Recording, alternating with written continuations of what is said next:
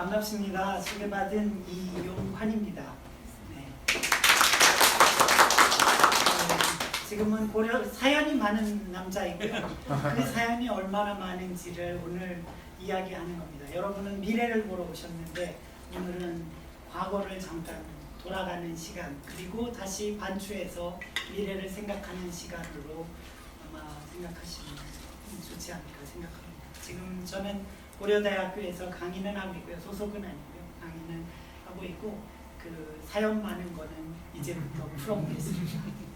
네, 오늘은 이제 미래 교육을 우리가 고민한데 글로벌하고 어떻게 접목을 할 수 있을까 하는 것을 제가 국내외에서 여러 가지 사연 많은 일들을 하면서 있었던 일들을 나누고 그걸 바탕으로 향후 시사점을 제가 도출해서 사실은 뭐 더 AI 쪽이나 뭐 어댑티브 러닝 쪽을 할 수 있는데 대전만의 우리 저기 라이센스가 있기 때문에 대전 팀을 위해서 리저브 하자. 그래서 오늘은 교육 얘기까지만 하고 실제 어떻게 어플라이하는 얘기는 나중에 풀 기회가 있으면 하겠습니다.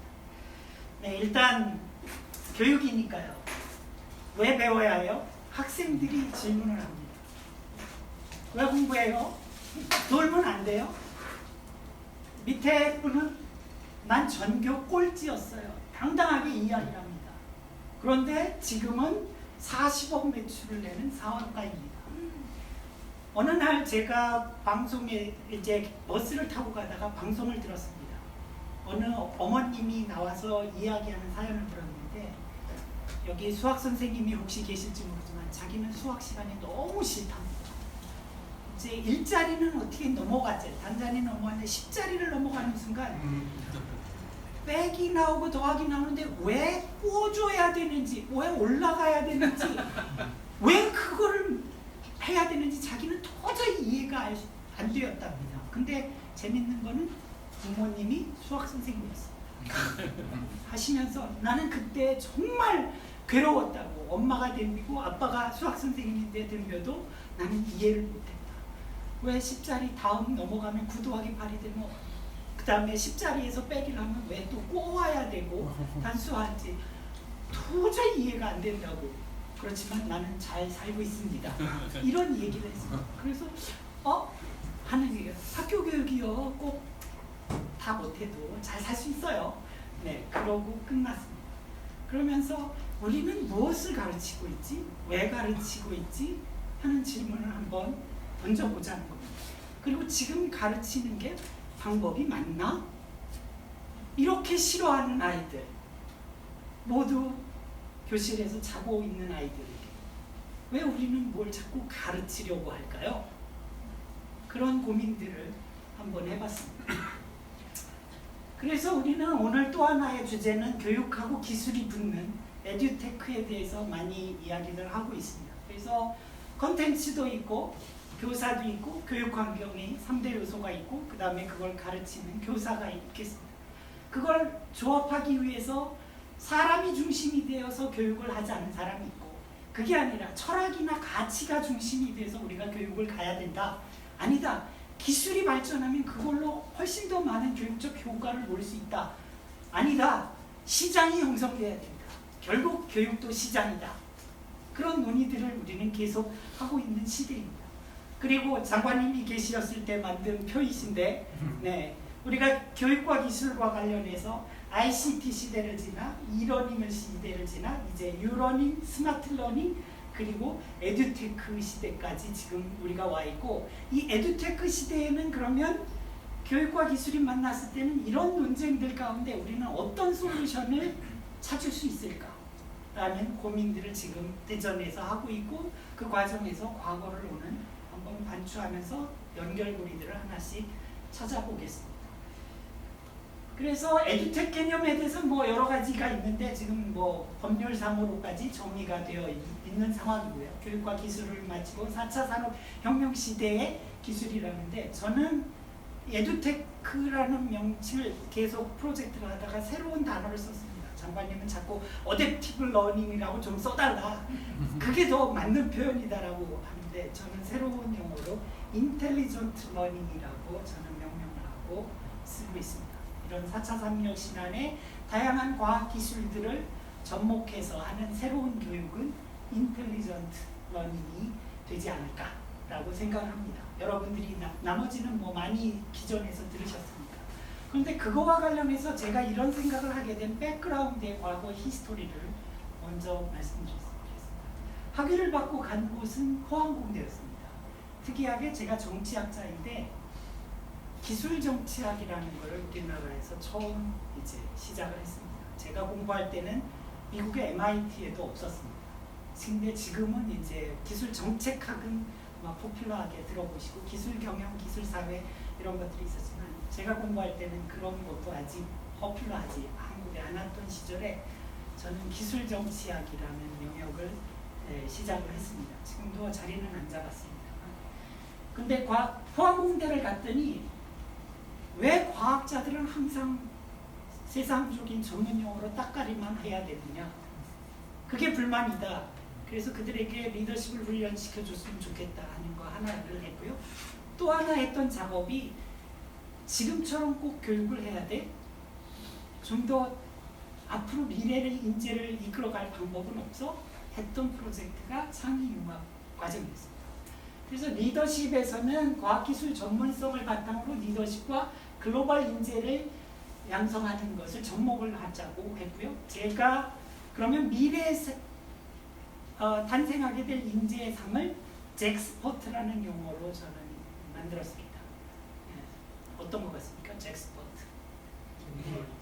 네, General Expert라는 말의 줄임말로 잭스퍼트라는 신조어를 그냥 제 마음대로 만들었습니다.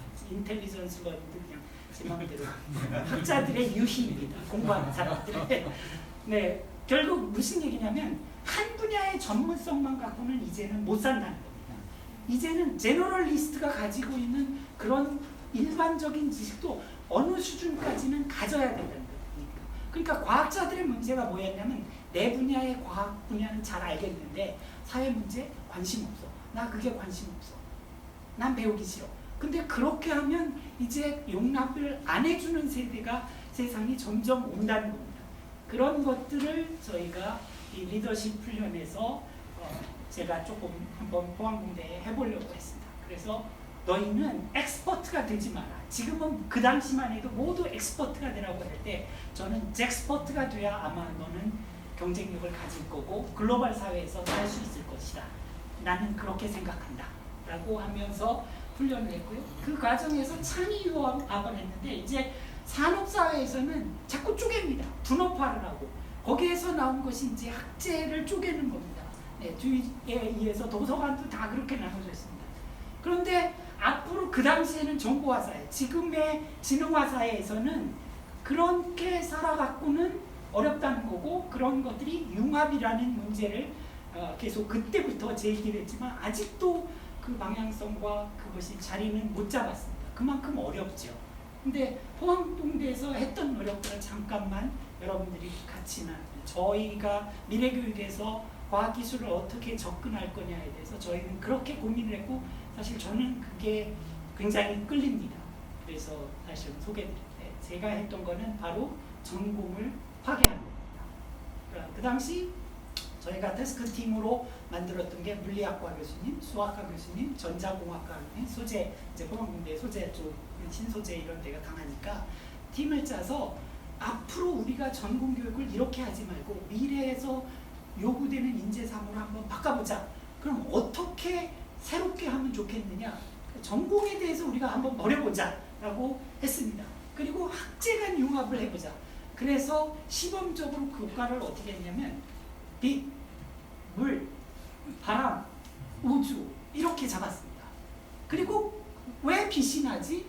빛이 나오는 물리적 원리는 무엇이지? 거기에서 에너지는 어떻게 생성되지? 그걸 거기에서 수학적인 작용은 어떻게 하지? 이거를 오픈 퀘스천을 해서 여러분 빛을 보면 무엇을 볼 수 있어요? 왜 빛이 나죠? 이렇게 수업을 시작을 했습니다. 여러분 지금 방이 밝아서 좋죠? 이렇게 수업을 시작하며 물리, 수학, 그리고 전자공학 이제 에너지를 붙이면서 신재료가 다 어떻게 연결되어지는지를 통합할 수 있도록 아이들에게 질문을 하는 수업을 시작했습니다. 결과는 어떻게 됐을까요? 실패했습니다. 네, 교수님들이 3주를 하시고 나서 하시는 말씀이에요. 나 이제 더 이상 못하겠어. 일단 수업이 통합교육을 하다 보니까 모두 교수님들이 한 자리에 앉은 게 시간 이거 안 되겠다 하는 거고, 두 번째로는 이 관계, 이 융합적인 관계를 한 어떤 공통적인 요소를 찾아서 수업을 끌어내는 게 너무 어려우시대요. 그래서 그 다음 달부터는 어떻게 했을까요?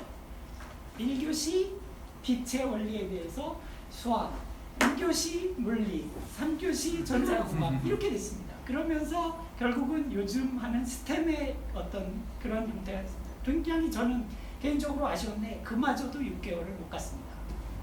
그리고는 이제 접고 나왔던 게 굉장히 저는 뭐 다른 이유가 있어서 아쉬웠지만, 그 뒤로는 제가 이러닝 업계에 에서 이제 한참 동안 여러 가지 1세대 이러닝 사업들을 했었고, 점핑에는 2세대를 안 하신다고 해서 다시 거기는 점핑을 해서 다시 대학에 와서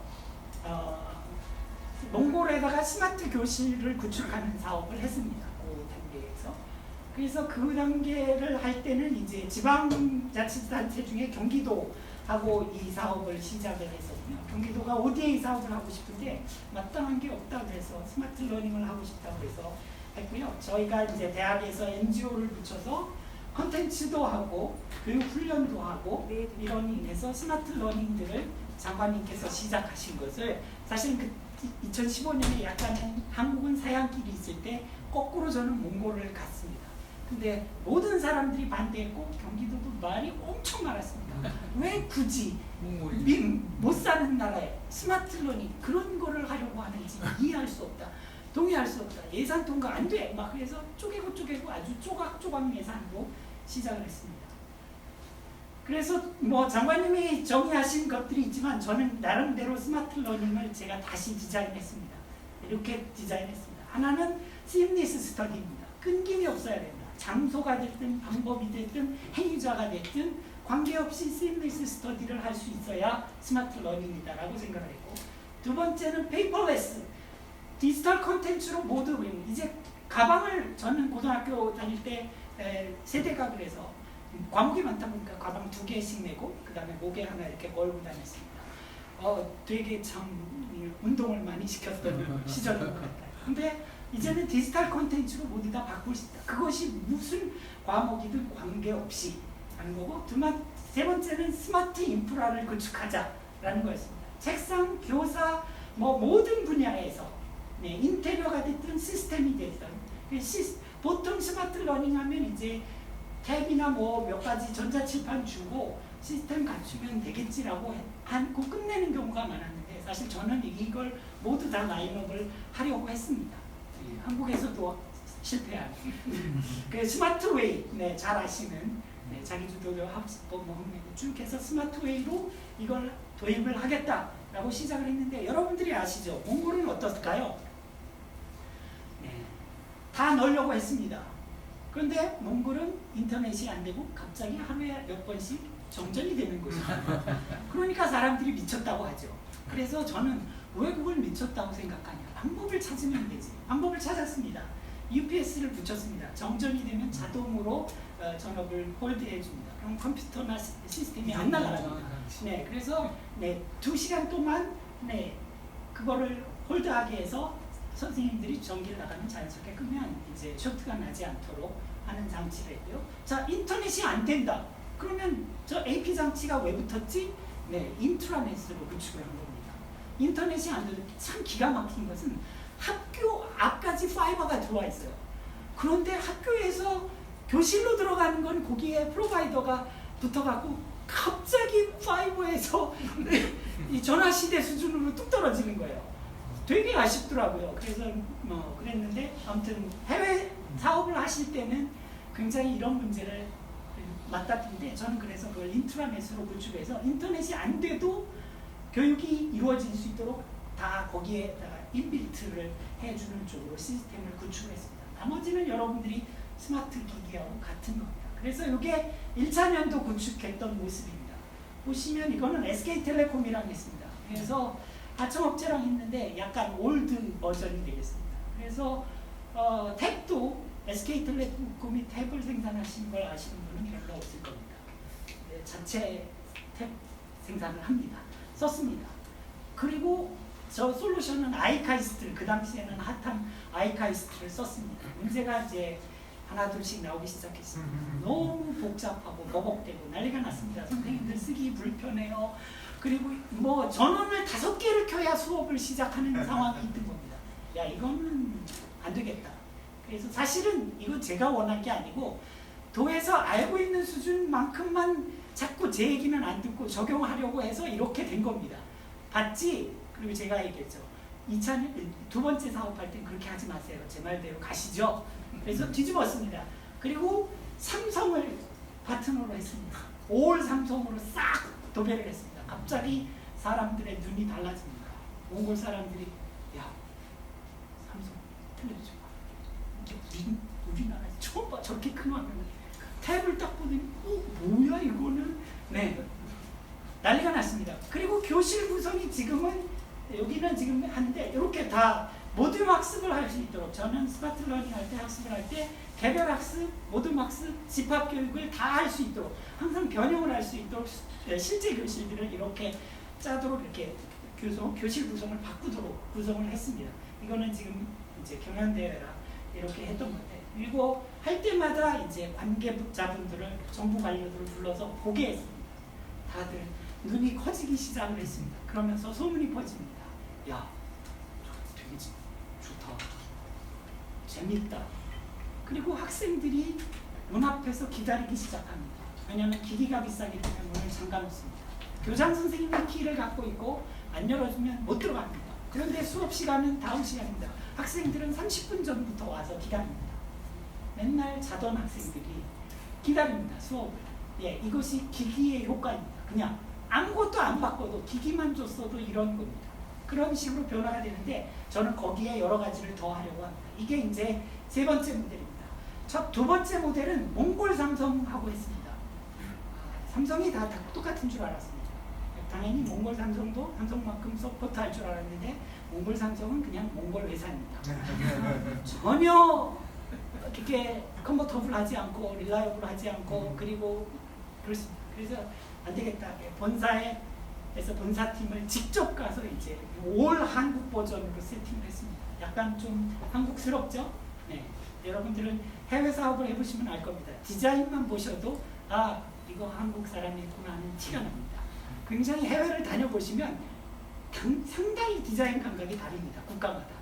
이게 한국적인 감각이라는 게 딱 눈에 띄실 겁니다. 그리고 또 하나는 솔루션을 아이카이스트에서 두 번째 연도에는 삼성 러닝이라는 따로 삼성 내 솔루션이 있습니다. 스마트 솔루션이 있는데 그것이 또 너무 무겁습니다. 선생님들이 그걸 배우다가 지쳐서, 그래서 제가 삼성에 얘기했습니다. 야, 그러지 말고 교실 상황에서 필요한 간단한 거 딱 5개만 남겨. 그리고 다 뒤로 숨겨. 다시 끄집어낼 수 있게 다 커스터마이징을 시켰습니다. 3년에 걸쳐서 커스터마이징해서 지금은 이제 이 모델이 보편화돼서 적용을 하고 있습니다. 실제로 이제 해외나 앞으로 우리가 미래 교육에서 테크놀로지가 적용될 때 이런 프로세스, 커스터마이징 프로세스를 많이 고민을 하셔야 될 거고요. 또 하나는 교사들이 쓰기 편해야 되는 겁니다. 계속 질문이 나옵니다. 너무 힘들어요. 그러면 안 되는 거예요. 쉽네. 이 말이 나올 때까지 저는 계속 심플리피케이션을 추진을 했습니다. 물론 이제 아직도 그렇지만 그 다음으로 제가 에듀텍을 해서 AI 러닝을 적용을 하려고 했는데 사업 3년 이상은 한 사람이 못한다고 해서 어떤 대학에 아주 쉽게, 그 대학은 아무것도 안 하고 모든 저의 네트워크를 고스란히 받아서 네, 그냥 아무것도 디자인 다 돼 있고 그냥 운영만 하고 계신 상황입니다. 네, 근데 이 운영을 할 때 제가 고민했던 것이 뭐냐면 서스테이너빌리티입니다. 앞에 제가 몽골 사업을 하면서 들어가서 보니까 과기부도 와 있었고요, 교육부도 이미 비슷한 교실을 구축했습니다. 그런데 제가 현장 검증을 가는 순간 창고가 돼 있었습니다. 탭은 어디 갔는지, 컴퓨터는 어디 갔는지 아무것도 찾을 수가 없습니다. 덜렁 프로젝터 빈만 남아있거나 칠판만 남아있는 상황이었습니다. 왜 저렇게 됐을까?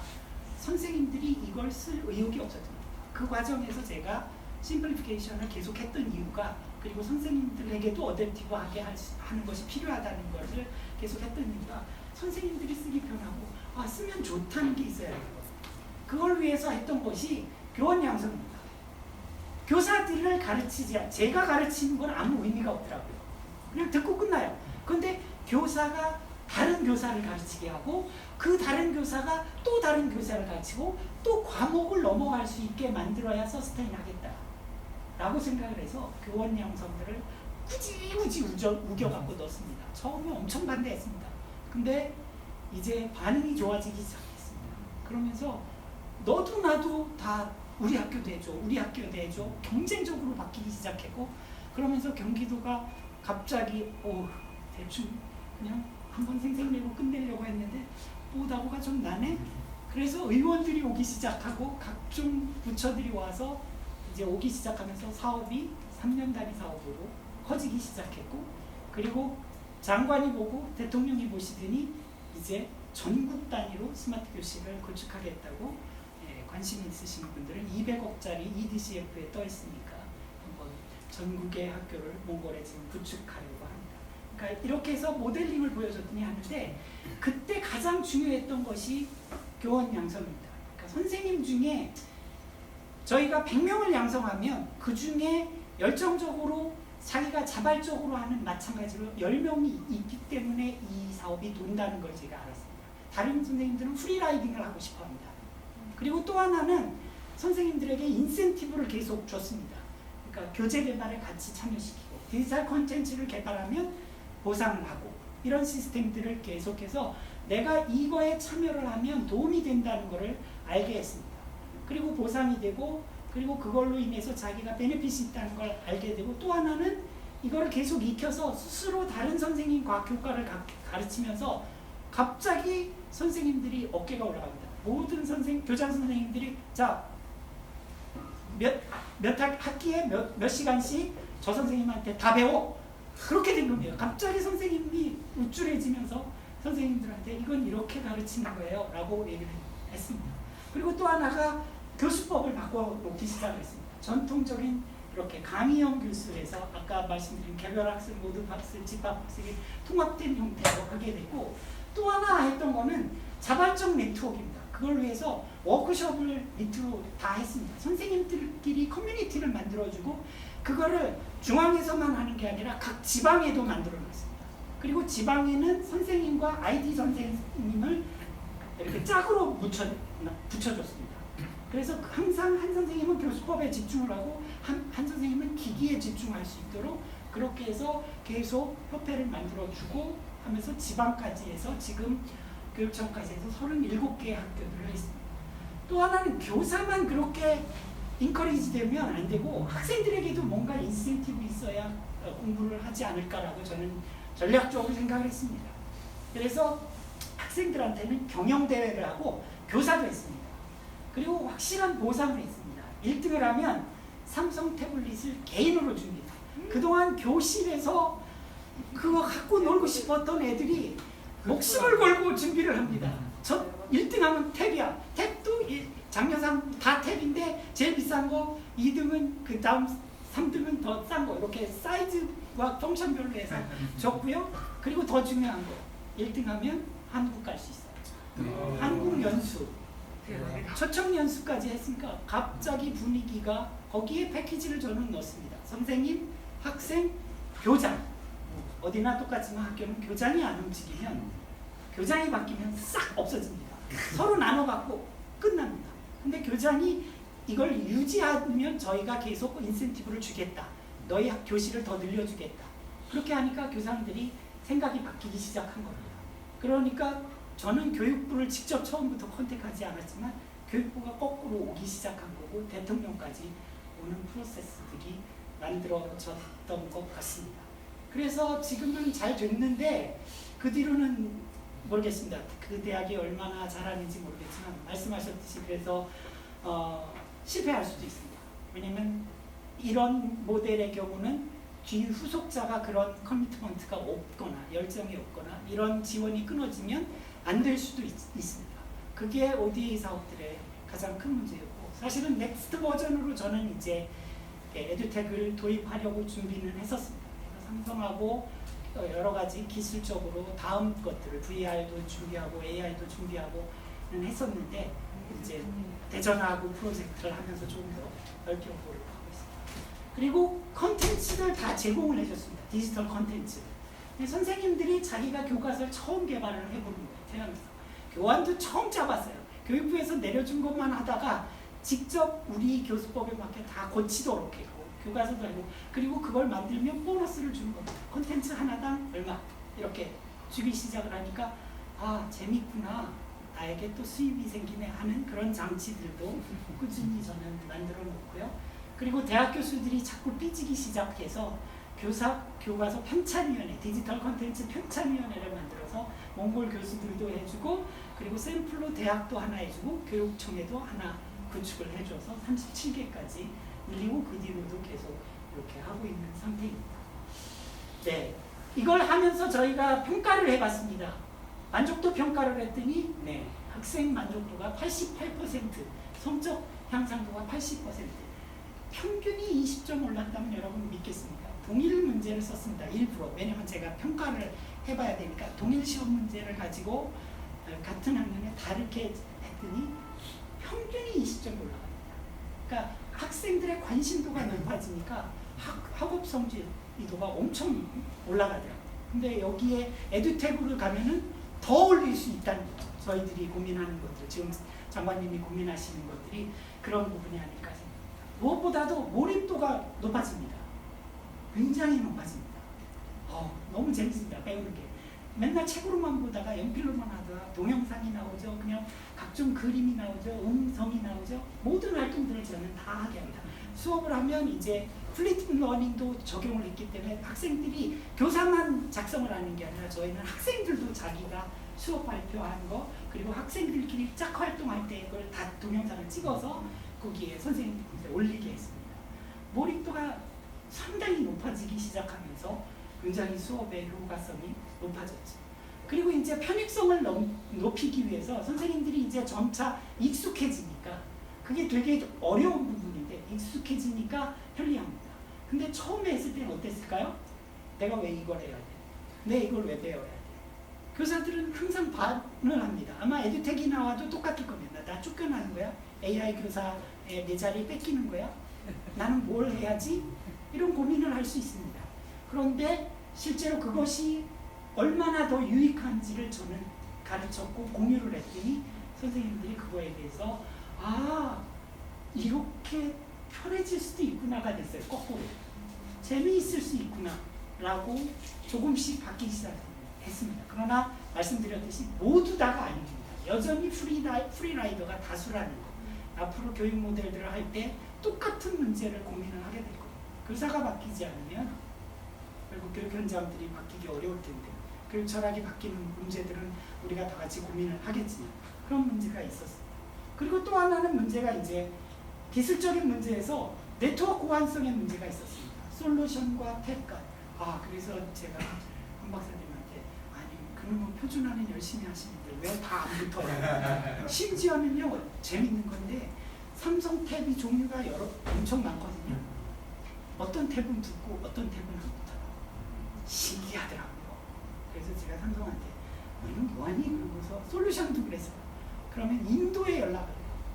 제가 리퀘스트를 하면 인도에 막 연락 한 주 뒤에 답변이 와요. 뭐는 어떻게 고치고 그렇게 하지 말라.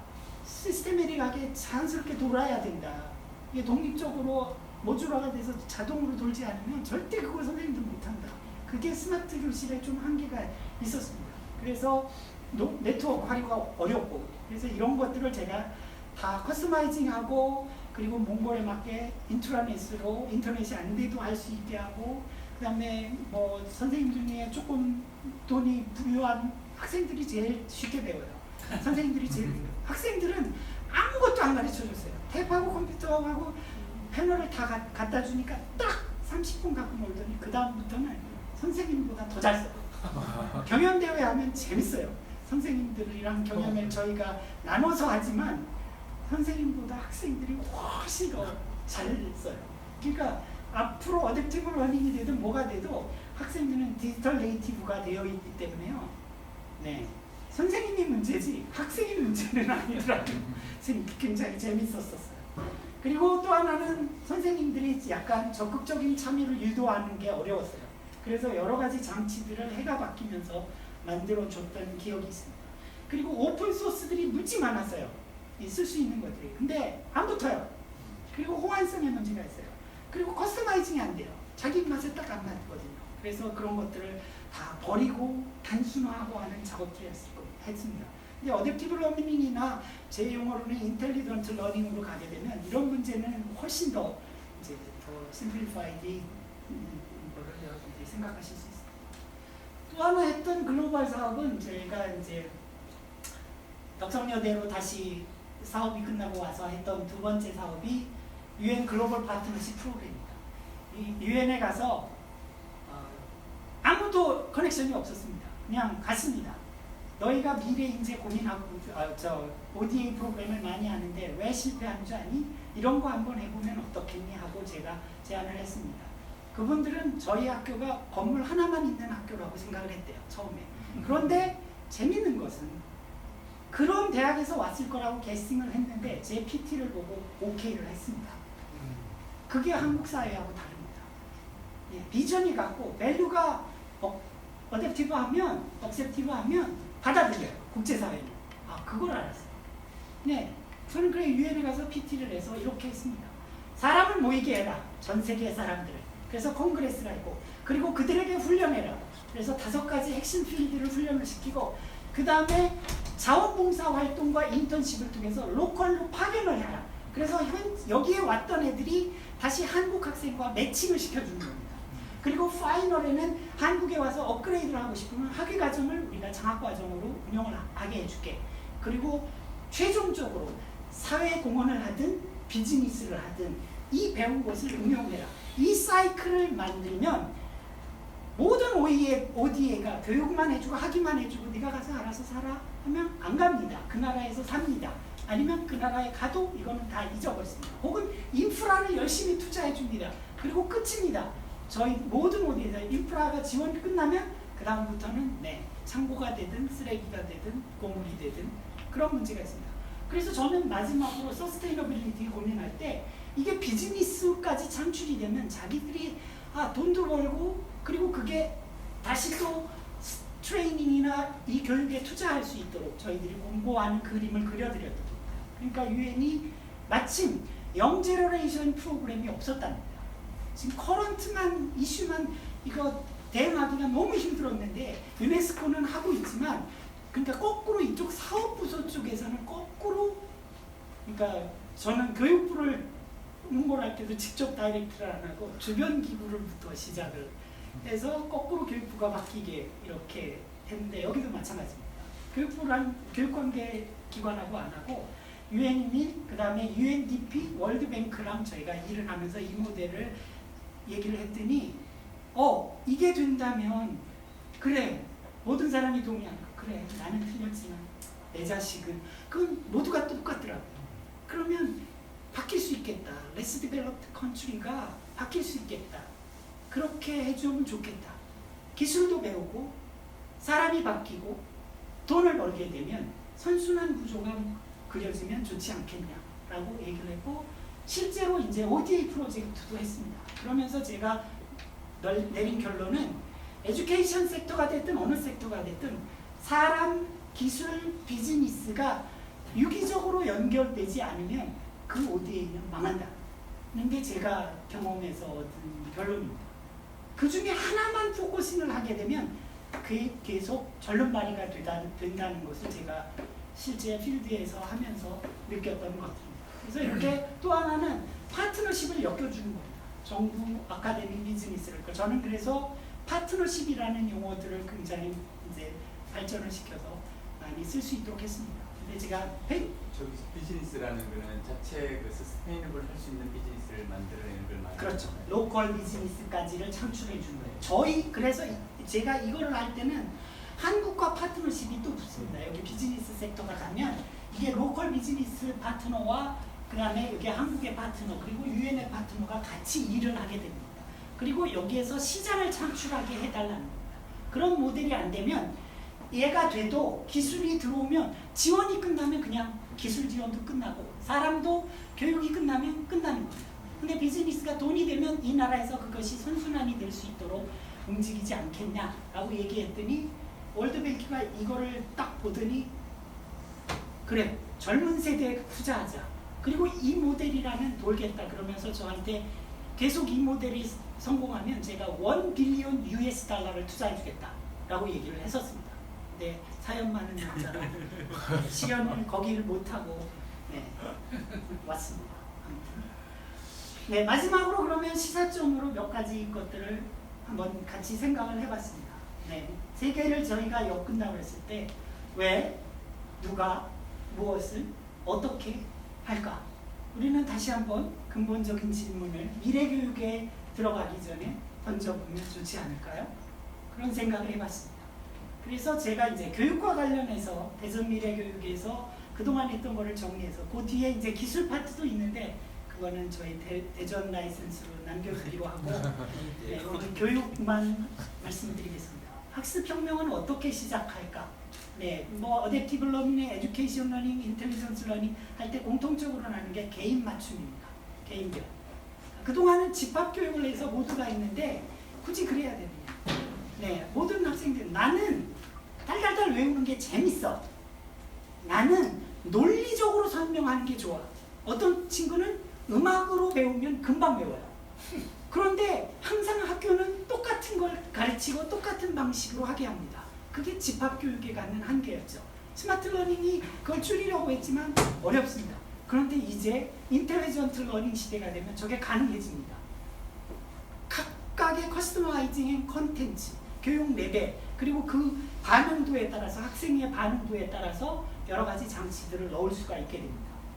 그렇게 되면 개인 맞춤형 수업이 가능할 거고 다양성과 수용성이 증대될 수 있지 않을까라고 생각을 하고 있고요. 또 하나는 창의융합입니다.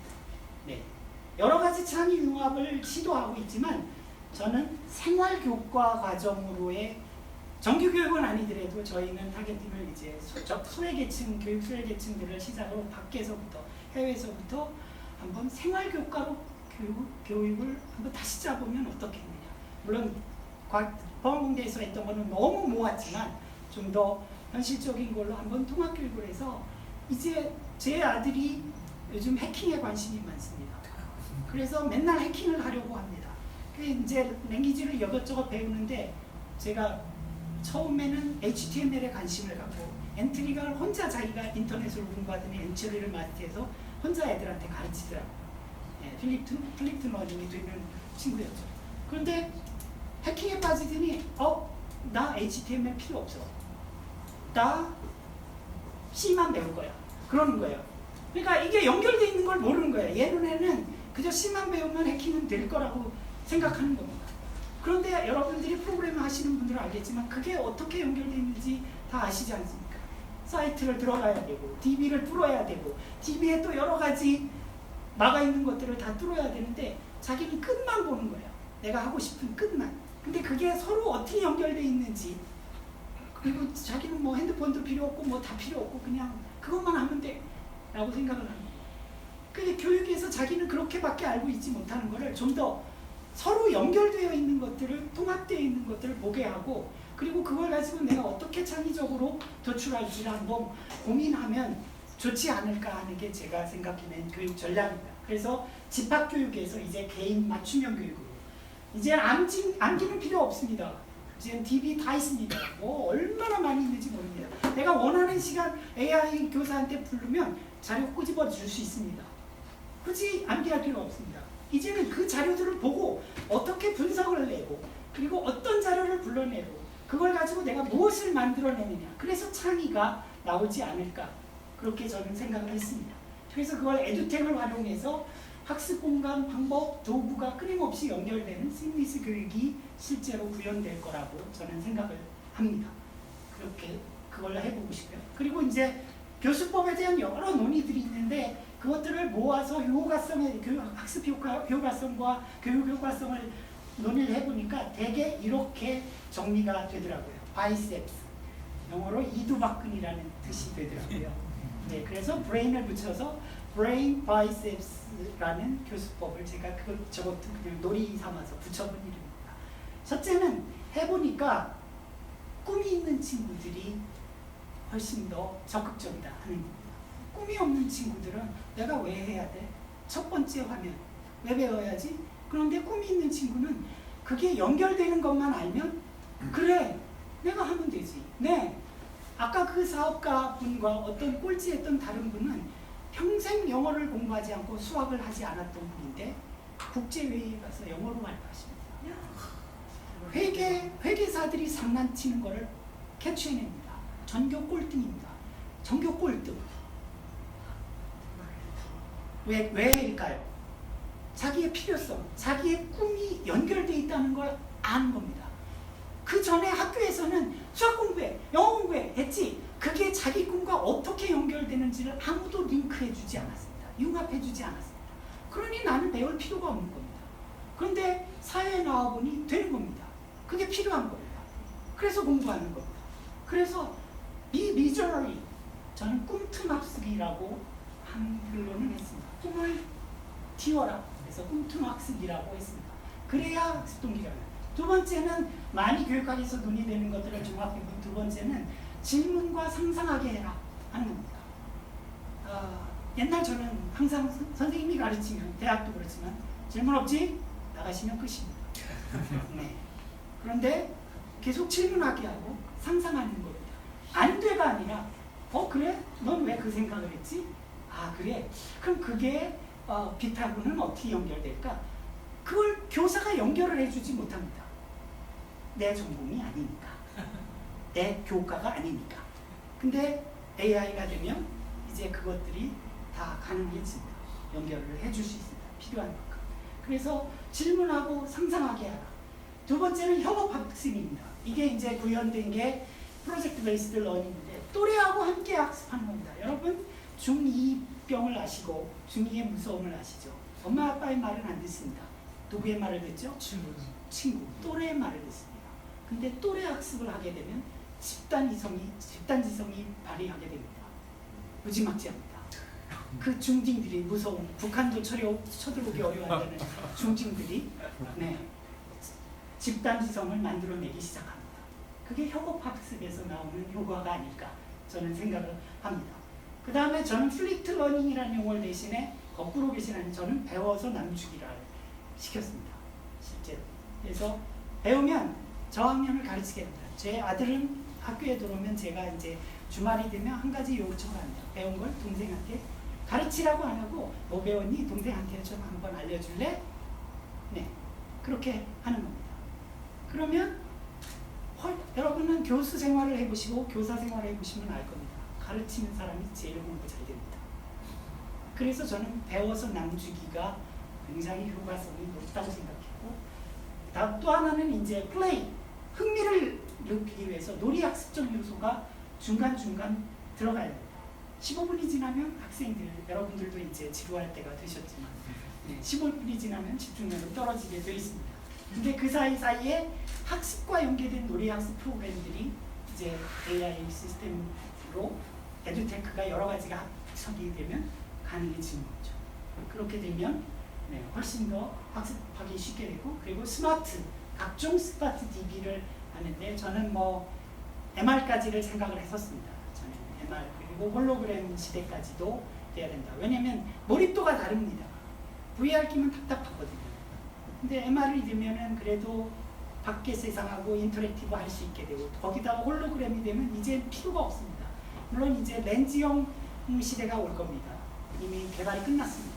그러니까 렌즈로 메시지와 정보를 다 쏘는 시대까지 오게 됩니다. 컨택트 렌즈.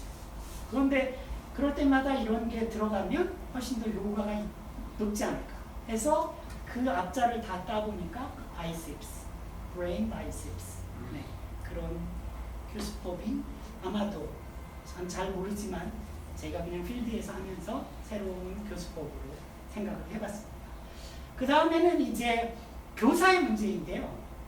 이제는 teacher라는 말 대신에 educator라는 말은 전 좋다고 생각합니다. 영어의 educate, 끌어내는 겁니다.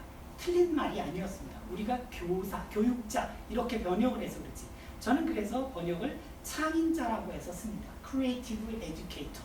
그냥 저도 그냥 유희입니다. 학자들. 네, 창인자가 돼야 됩니다. 교사가 아니고 이제 우리는 창인자가 돼야 됩니다. 학생들의 창의력을 끄집어낼 수 있는 창인자가 되어야 미래교육이 성공하지 않을까라고 생각을 해봤습니다. 그리고 그 교사들은 결국 코치의 역할, 퍼실리테이터, 디자이너, 서포터, 어시스턴트의 역할들을 하게 되는데 이렇게 되면 뭐가 되냐? 그럼 교사들이 제일 질문이 나 그럼 그만둬야 돼? 아니요. 진짜 교사가 되는 겁니다. 지식 전달자가 아니라 이제 에듀케이트, 그 학생들 안에 있는 잠재되어 있는 것들을 끄집어내라고요. 그게 굉장히 다양한데 다 다른데 그걸 끄집어낼 수 있다니까요. 이 에듀텍이 적용이 되는 시절이 오게 되면 그렇기 때문에 그때부터 하게 되는 것이 바로 자기의 그 숨겨진 능력을 어떻게 맥시마이즈 하느냐를 어떻게 끌어지느냐가 교사의 역할이 되겠고, 두 번째는 바로 집단지성을 창출해내는 겁니다. 교사들이 집합교육을 하는 곳에 개인학습에서는 그 자기의 지식을 높일 수 있지만 집합교육에서는 무엇을 하느냐? 집단지성입니다. 우리가 함께 문제를 해결하고 새로운 솔루션을 찾아가는, 그렇게 지식습득 시대에서 집단지성, 창의적 집단지성과 그리고 자기 개발 능력들이 올라가는 그런 시대들을 우리가 생각해 볼 수 있지 않을까 생각을 했고요. 공교육에서는 하기 힘들죠. 그래서 저 같은 사람은 이제 해외 사업이나 이렇게 학교 밖 사업들을 통해서 시작하면 자연스럽게 몽골에서 했던 것들이 일어나기를 기대하는 거죠. 오, 저거 괜찮네.